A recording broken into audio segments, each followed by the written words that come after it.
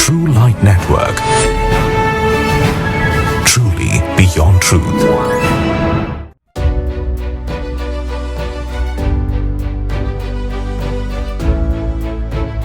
இந்தியாவின் FCRA சட்ட திருத்தத்தில் தலையிடுகிறதா அமெரிக்க அரசு? இயேசு கிறிஸ்துவின் 12 சீஷர்களில் ஒருவரான புனித தோமா அவர்கள் இந்தியாவிற்கு வந்தடைந்த நாள் முதல் பல நூற்றாண்டுகளாக இந்தியாவில் கிறிஸ்தவம் வேரூன்றி உள்ளது.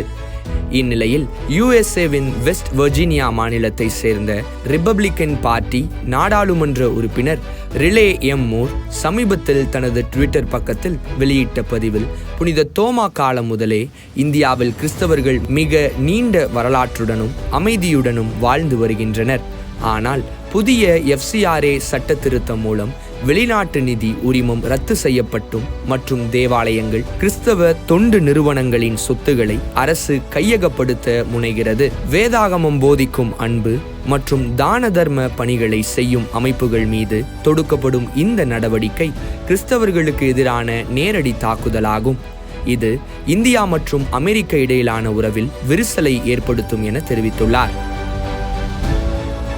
அவரின் இந்த கருத்து ஒட்டுமொத்த இந்தியாவையும் திரும்பி பார்க்க செய்துள்ளது. மேலும் மத்திய அரசின் FCRA சட்டம் கிறிஸ்தவ நிறுவனங்களையும் சிறுபான்மை மக்களையும் நேரடியாக பாதிப்பை ஏற்படுத்தக்கூடியதாக உள்ளது. Foreign contribution regulation amendment bill 2026 இந்த சட்டம் நடைமுறைக்கு கொண்டு வராதபடிக்கு நாம் ஜெபிப்போம். Subscribe to True Light Christian TV and click the bell icon to receive notifications about our new programs and updates.